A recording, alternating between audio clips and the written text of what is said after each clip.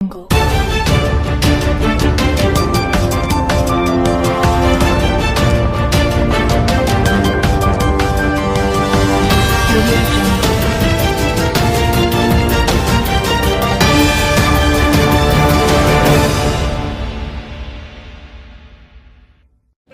ನೋಡ್ರಿ ಅವ್ರ ಮನಸ್ಸಿನ ಎಷ್ಟು ರಗತ ಕುಂತದ.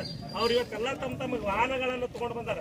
ಅವರು ನಮ್ದು ಒಂದು ಪಾಲದ ಹಿಂದೂ ಸಮಾಜದ ಸಣ್ಣ ಸಣ್ಣ ಸಮಾಜ ಏನು ಈ ಹಿಂದೂ ಸಮಾಜದ ವಿಭಿನ್ನ ಅಂಗಗಳದಾವು ಅವೆಲ್ಲಾ ಸಮಾಜಗಳು ಒಕ್ಕಟ್ಟಾಗಿ ಏನು ಪ್ರದರ್ಶನ ಮಾಡಿದ್ರು. ಎಲ್ಲರಿಗೂ ನಾನು ತುಂಬ ಧನ್ಯವಾದಗಳನ್ನು ಹೇಳ್ತೀನಿ.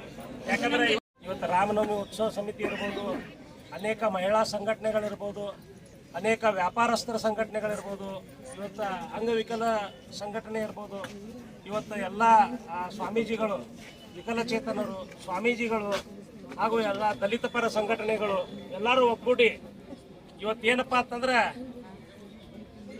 ಏನಾಗ್ಬಿಟ್ಟದ ಸಿದ್ದರಾಮಯ್ಯ ಅಂದ್ರೆ ಸಿದ್ದರಾಮಯ್ಯಾಗ ಯಾರೇ ಒಂದು ಕೇಸರಿ ಶಾಲ್ ಗೀಲ್ ಹಾಕ್ಲಕ್ ಹೋದ್ರಪ್ಪ ಅಂದ್ರೆ ಮೈಯಾಗ ಮಾಡ್ದಂಗೆ ಮಾಡ್ಬಿಡ್ತಾನ ಅವ ಏನಾಗ್ಬಿಟ್ಟದ ಕುಕ್ಕರ್ ಬಾಂಬ್ ಇಟ್ಟು ಬ್ಲಾಸ್ಟ್ ಮಾಡಿದವ್ರಿಗೆ ರಕ್ಷಣೆ ಮಾಡಕ್ಕೆ ತಯಾರದಾರ. ಆದ್ರೆ ಏನು ಹಿಂದೂ ಧರ್ಮ ರಕ್ಷಣೆ ಮಾಡತಕ್ಕಂಥ ಸ್ವಾಮೀಜಿಗಳದಾರ, ಯಾರು ಹಿಂದೂ ಧರ್ಮದ ಪ್ರತಿಪಾದನೆ ಮಾಡ್ತಾರ, ಯಾರ ಹಿಂದೂ ದಲಿತ ಮಕ್ಕಳನ್ನ ಓದಿಸ್ತಾರ, ಯಾರ ಬಡಬಗ್ಗರ ರೈತರ ಅನುಕೂಲಕ್ಕಾಗಿ ವಿಚಾರ ಮಾಡ್ತಾರ, ಯಾರು ಆ ಸಣ್ಣ ಸಣ್ಣ ಉದ್ಯೋಗವನ್ನು ಹಚ್ಚಿಕೊಡ್ತಾರ ಅಂತ ಒಬ್ಬ ಮಹಾನ್ ಸಂತರಿಗೆ ಇವತ್ತು ಈ ಜಿಲ್ಲೆಗೆ ಬರಲಾರದಂತ ನಿಷೇಧವನ್ನು ಹೇರಿದ್ದಾರೆ. ನೋಡ್ರಿ ಜಿಲ್ಲಾಧಿಕಾರಿಗಳೇ, ಇವತ್ತು ನೀವು ಯಾವುದೇ ಹೇಳಿದ್ರು, ಇದೀಗ ತಾನೇ ನಮ್ಮ ಮಹೇಂದ್ರ ನಾಯಕ್ ಸಾಹೇಬ್ರು ಹೇಳಿದ್ರು, ಅನೇಕ ನಮ್ಮ ಹಿರಿಯರು ಮಾತಾಡ್ಬೇಕಾದ್ರೆ ಹೇಳಿದ್ರು, ತಮ್ಮ ಒಂದು ಇದಕ್ಕೆ ಅವದೇಗ ಗೌರವ ಬರಬೇಕಾದ್ರೆ ನೀವು ಎಲ್ಲರ ರಾಜಕಾರಣಿಗಳ ಮಾತು ಕೇಳ್ಕೊಂಡು ಅದಕ್ಕಿಂತ ಕೆಟ್ಟದಾಗಿ ನಮ್ಮ ಧರ್ಮದ ಎಲ್ಲ ಇವತ್ತು ನಮ್ಮಲ್ಲಿ ಮೂರ್ತಿ ತಯಾರಕರು ಬಂದಿದ್ದಾರೆ. ಎಲ್ಲ ನಾವು ಹಿಂದೂಗಳು, ನಾವು ಮೂರ್ತಿ ಪೂಜಕರು, ನಾವು ಮೂರ್ತಿಯನ್ನು ಪೂಜೆ ಮಾಡ್ತಾ ಬಂದಿದ್ದೀವಿ. ಆ ಮೂರ್ತಿಗಳನ್ನು ಯಾರಾದ್ರೂ ಅಪಮಾನ ಮಾಡಿದ್ರೆ, ಅದಕ್ಕೆ ಅವಹೇಳನ ಮಾಡಿದ್ರೆ ನಾವು ಯಾರಿಗೂ ಸುಮ್ಮನೆ ಬಿಡಲ್ಲ. ಯಾರಿಗೂ ಸುಮ್ಮನೆ ಬಿಟ್ಟಿದ್ದು ಉದಾಹರಣೆನೂ ಇಲ್ಲ. ನೀವೇನಾರೇ ನಿಮ್ಮ ಮ್ಯಾಗ ಕಂಪ್ಲೇಂಟ್ ಕೊಟ್ಟು ಮಾಡ್ಬೇಕತ್ತಿಲ್ಲ. ಆ ಸ್ವಾಮಿಗಳು ಈಗ ಕೆಲವೊಂದು ಸ್ವಾಮಿಗಳ ಬಗ್ಗೆ ಹೇಳಿದ್ರು, ಅವ್ರು ಯಾವ ಸ್ವಾಮಿಗಳು ಮಾತು ಕೇಳಿ ಇವ್ರು ಮಾಡ್ಯಾರಂತಂದು ಯಾರಿಗೆ ಬೈದಾರ ಸ್ವಾಮಿಗಳು ಅಂತ. ಲುಚ್ಚ ಸ್ವಾಮಿಗಳು ಯಾರಂದ್ರೆ ನಾವು ಆರಾಧನೆ ಮಾಡಿರ್ತಕ್ಕಂಥ ದೇವರುಗಳಿಗೆ ಅಪಮಾನ ಮಾಡಿರ್ತಕ್ಕಂಥ ಆ ಸ್ವಾಮಿಗಳಿಗೆ ಬೈದಾರ. ಅವರಿಗೆ ಬುದ್ಧಿ ಕಲಿಸ್ಲಾಕ್ ಹೇಳ್ಯಾರ. ಯಾಕಂದ್ರೆ ಸ್ವಾಮಿಗಳೇ ಬೈಯಕ್ಕೆ ಸಾಧ್ಯದ, ಸಣ್ಣ ಸ್ವಾಮಿಗಳಿಗೆ ದೊಡ್ಡ ಸ್ವಾಮಿಗಳು ಬೈಯಕ್ಕೆ ಸಾಧ್ಯದ, ನೀವು ಬೈಯಕ್ಕೆ ಸಾಧ್ಯದ. ಅದು ಬೈದಿದ್ದು ಒಂದು ನೆಪ ಇಟ್ಕೊಂಡು ಕಿಸಿಂದ ನೀವು ನೋಡ್ರಿ ಕಣ್ಣು ಮುಚ್ಕೊಂಡು ಕೂತಿದ್ರಿ. 25-28 ವರ್ಷಗಟ್ಲೆ ಒಬ್ಬ ಬಾಂಬ್ ಬ್ಲಾಸ್ಟ್ ಆರೋಪಿ ಬಿಜಾಪುರದಲ್ಲಿ ನೆಲೆಸ್ಕೊಂಡು ನಾನು ಕೈಪಲ್ಯ ಮಾರ್ಕೋತ ನೀವು ಕಣ್ಣು ಮುಚ್ಕೊಂಡು ಕೂತಿದ್ರಿ. ಅಲ್ಲಿದು ಬಂದು ಪೊಲೀಸರು ಬಂದು ಹಿಡಿದು ಹೋಯ್ತು, ನೀವೇ ದನ ಕಾಯ್ತಿದ್ರಿ. ನೀವು ಹೇಳ್ಬೇಕಾಗ್ತದೆ ಎಲ್ಲ ರಾಜಕಾರಣಿಗಳಿಗೆ ಹೇಳತ್ತೀನ ಇದು. ಯಾಕಂದ್ರೆ ನೀವು ಇಲ್ಲಿ ಬಂದು ಆತಂಕವಾದಿ ಚಟುವಟಿಕೆಗಳು ಮಾಡಿ ಇಲ್ಲಿ ಕೈಪಲ್ಯ ಮಾರ್ಕೋತ ಬಂದವ್ರಿಗೆ ಬಿಡ್ತೀರಿ, ಆ ಕುಕ್ಕರ್ನಾಗ ಬಾಂಬ್ ಬ್ಲಾಸ್ಟ್ ಮಾಡಿದವ್ರಿಗೆ ಬಿಡ್ತೀರಿ. ಯಾವರೇ ಹಿಂದೂ ಪರವಾಗಿ ಮಾತಾಡ್ದ, ಹಿಂದೂಗಳನ್ನು ಒಕ್ಕಟ್ಟು ಮಾಡಕ್ ಮಾತಾಡ್ದ, ಅಲ್ಲಿ ಶುರು ಆಯ್ತು ನಿಮಗೆ ಚಳಿ ಜ್ವರ. ಹಿಂದೂಗಳನ್ನು ನೋಡಿದ್ರು, ಲಿಂಗಾಯತ್ ಬೇರೆ, ಹಿಂದೂ ಬೇರೆ, ಮರಾಠ ಬೇರೆ, ಅವ್ರು ಬೇರೆ. ಇದು ಮಾಡ್ಕೋತೆ ಎಷ್ಟೋ ವರ್ಷ ಮುಘಲರು ಆಳ್ಯಾರ, ಬ್ರಿಟಿಷರು ಆಳ್ಯಾರ. ಈಗ ಬರುವಂತ ಒಡೆದ ಹಿಂದೂ ಸಮಾಜ ಒಕ್ಕಟ್ಟು ಈಗ ಏನೋ ಒಂದು ಅದೇನು ಕುಂಭ ಆದಾನ ಹಿಡಿದು ಪ್ರಯಾಗರಾಜದ ಆದಾನ ಹಿಡಿದು ಎಲ್ಲ ಹಿಂದೂಗಳು ಒಕ್ಕಟ್ಟು ಆಗ್ತಾ ಇದಾರೆ. ಈಗ ಒಕ್ಕಟ್ಟಾದ್ರೆ ಹಿಂದೂಗಳಿಗೆ ನೀವು ಕೆಣಕಿದ್ರಪ್ಪ ಅಂತಂದ್ರೆ ಇನ್ನು ಮುಂದೆ ಹಿಂದೂ ಸಮಾಜ ಸುಮ್ಮನೆ ಇರಲ್ಲ. ಇದಕ್ಕೆ ಒಂದು ಸಣ್ಣ ಉದಾಹರಣೆ ಐತಿ.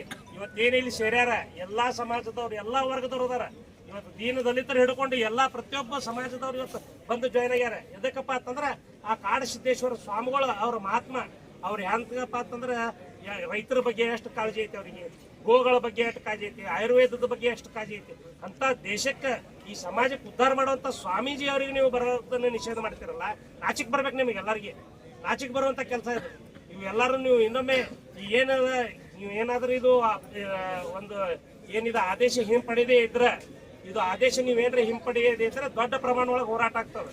ಇನ್ನು ನಾವು ಹಿಂದೂಗಳು ಶಾಂತ ಸ್ವಭಾವ, ಎಲ್ಲಿ ತನ ಶಾಂತ ಸ್ವಭಾವ ಕುತ್ತಿಗೆಗೆ ಬರೋ ಮಠ. ಈ ಕುತ್ತಿಗೆಗೆ ಬರೋ ಮಠ ಬಿಟ್ರಪ್ಪ ಅಂತಂದ್ರೆ ಮುಂದೆ ಇದನ್ನ ಎದುರಿಸೋರು ನೀವೇ ಆಗ್ತೀರಿ. ಎಲ್ಲದಕ್ಕೂ ತಯಾರದೀವಿ ನಾವು. ಕೇಸ್ ಹಾಕೋ ತಯಾರದೀವಿ. ಏನು ಕೇಸ್ ಹಾಕ್ತೀರಿ? ಕೇಸೇ ಹಾಕ್ತಿರಲ್ಲ. ಅದಕ್ಕಿಂತ ಹೆಚ್ಚಿಗೆ ಏನ್ ಮಾಡ್ತೀರಿ? ಗುಂಡು ತಿನ್ನಕ್ಕೂ ತಯಾರದೀವಿ ನಾವು ಸ್ವಾಮಿಗಳ ಸಲುವಾಗಿ. ಏನು ಬೇಕಾದಾಗಲಿ ಇವತ್ತು ಹಿಂದೂ ಧರ್ಮ ಅಂದ್ರೆ ಅವ್ರ ಸಲುವಾಗಿ ನಾವು ಸಹಾಯಕ್ಕೂ ತಯಾರದೀವಿ. ಅಂತ ಒಂದು ಸ್ವಾಮೀಜಿಯ ವಿರುದ್ಧ ನೀವು ಏನಾರ ಷಡ್ಯಂತ್ರ ಮಾಡ್ತೀರಿ, ಹಿಂದೂ ಸಮಾಜ ಒಡೆಯೋ ಪ್ರಯತ್ನ ಮಾಡ್ತಿದ್ರಪ್ಪ ಅಂತಂದ್ರೆ ನಾವು ಇನ್ನು ಮುಂದೆ ಸುಮ್ಮ ಕುಂದ್ರುದಿಲ್ಲ ಅನ್ನೋದೊಂದು ಸಣ್ಣ ಸಂದೇಶ ಕೊಟ್ಟಿದ್ದೀವಿ ನಾವು ನಿಮಗೆ. ಇದು ಏನದಲ್ಲ ಸಣ್ಣ ಚೇತಾವಣಿ ಐತಿ. ನೀವು ಯಾರೇ ಅಕಸ್ಮಾತ್ ಜಾರಕರ್ತ ಇದು ಆದೇಶವನ್ನು ಹಿಂಪಡೆದೇ ಇದ್ರೆ ಬರುವಂತ ದಿವಸಗಳಲ್ಲಿ ಈ ಸರ್ಕಾರ ಯಾರ್ಯಾರು ಹೇಳಿದ್ರೆ ಆಗಲೇ ಕಾಡು ಸಿದ್ದೇಶ್ವರ ಅಪ್ಪಗಳಂದ್ರೆ ಬೆಂಕಿ ಇದ್ದಂಗೆ, ಬೆಂಕಿ ಯಾರ್ಯಾರು ಮುಟ್ತೀರೋ ಅವ್ರು ಖಂಡಿತ ಸುಡ್ತೀರಿ ನೀವು.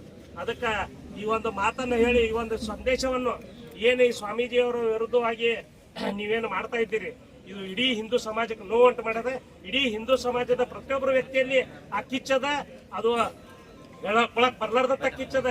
ಅಕಸ್ಮಾತ್ ಅದು ಏನಾದ್ರು ಕಿಚ್ಚು ಹೊರಗೆ ಬರ್ತಪ್ಪ ಅಂತಂದ್ರೆ ನೀವೆಲ್ಲ ಸುಟ್ಟು ಭಸ್ಮ ಆಗ್ತೀರ ಅನ್ನೋ ಮಾತನ್ನ ಈ ಸಂದರ್ಭದಲ್ಲಿ ಹೇಳಿ, ಏನು ಇವತ್ತ ಈ ಧರಣಿ ಈ ಬರುವಂತ ದಿನಗಳಲ್ಲಿ ನೀವು ಅದೇನ ಆದೇಶವನ್ನು ಹಿಂಪಡೆದೇ ಇದ್ರೆ ಇನ್ನು ಮುಂದೆ ನಮ್ಮ ನಿರಂತರ ಹೋರಾಟಗಳು, ಧರಣಿ ಸತ್ಯಾಗ್ರಹ ಇರ್ಬೋದು, ಅನೇಕ ಎಲ್ಲರೂ ಪ್ರತಿಯೊಂದು ಗಾಂಧಿ ಚೌಕ ಟೆಂಟ್ ಹೊಡೆದು ಕೂತು ಬಿಡ್ತೀವಿ ನಾವು.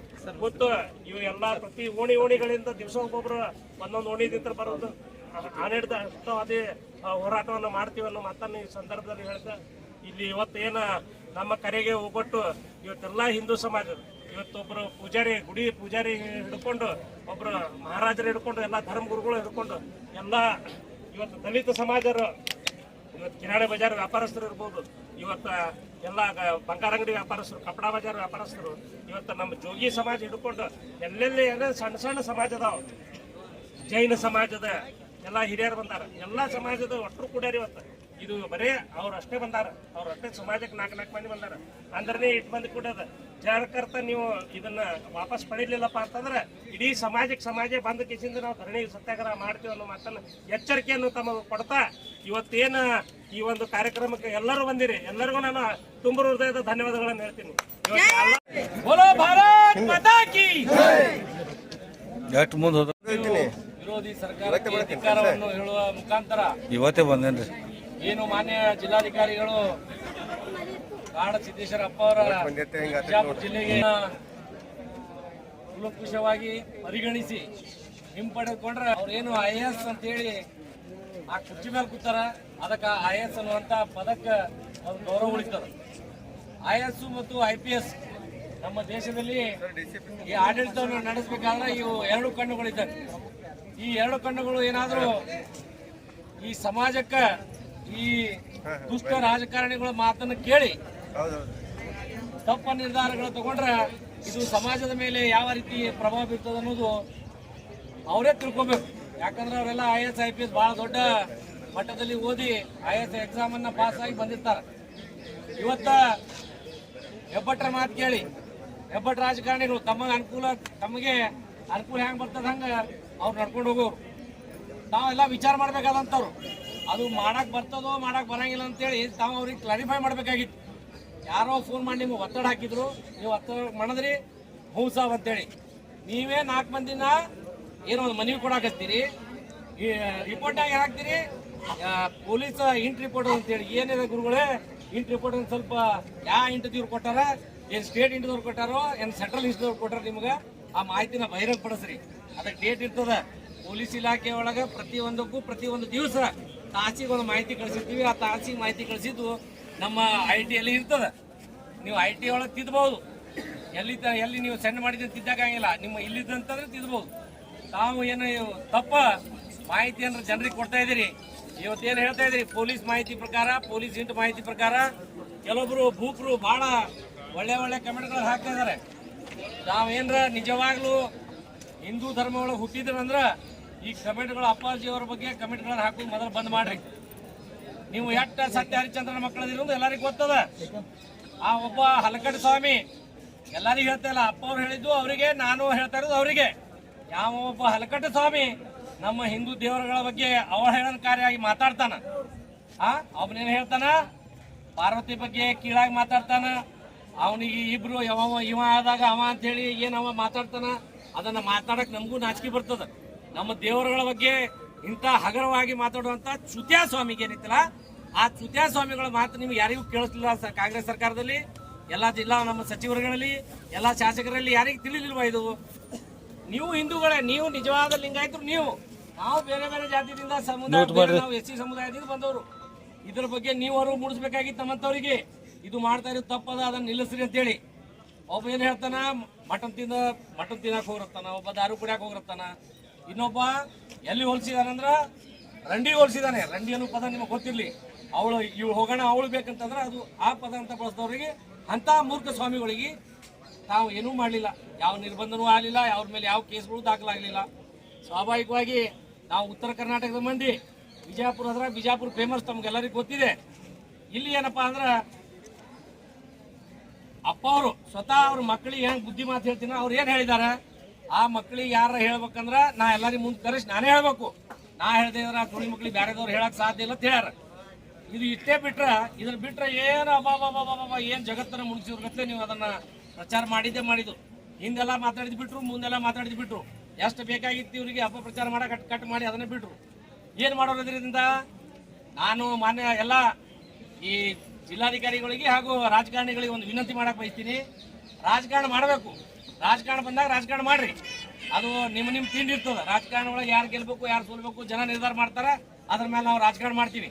ಬಟ್ ಇದು ಧರ್ಮಕ್ಕೆ ಬಂದಾಗ ಅಟ್ಲೀಸ್ಟ್ ನಾವು ಪ್ರಬುದ್ಧರಾಗಿ ಇದು ತಾವು ಮಾಡ್ತಾ ಇರೋದು ಸರಿನೋ ತಪ್ಪು ಅನ್ನುವಂಥ ಒಂದು ಕಲ್ಪನೆ ಇಟ್ಕೊಂಡು ಮುಂದಿನ ನಿರ್ಧಾರ ತಗೋಬೇಕು.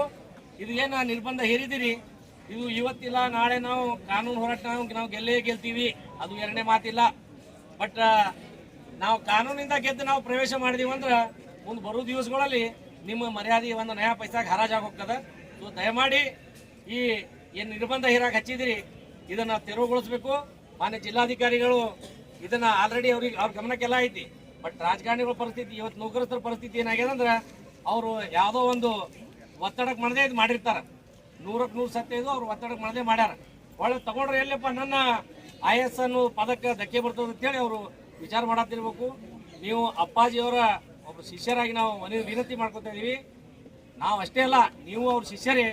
ನೀವು ಮಾಡಿದಂಥ ಆದೇಶನ ನೀವು ಪಡ್ಕೊಂಡ್ರೆ ಎಲ್ಲ ಸಂಘಟನೆಗಳು, ಹಿಂದೂ ಪರ ಸಂಘಟನೆಗಳಾಗಿರ್ಬೋದು, ಹಿಂದೂ ಸಮಾಜ ಆಗಿರ್ಬೋದು, ಇವತ್ತು ಹಿಂದೂ ಸಮಾಜದ ಎಲ್ಲ ಪ್ರತಿಯೊಂದು ಜಾತಿದವರು ನಿಮ್ಮನ್ನ ಕೃತಜ್ಞತೆ ಸಲ್ಲಿಸ್ತಾರಂತ ಭಾವಿಸ್ತಾರೆ. ಒಂದು ಎರಡು ಮಾತು ಮುಗಿಸ್ತೇನೆ.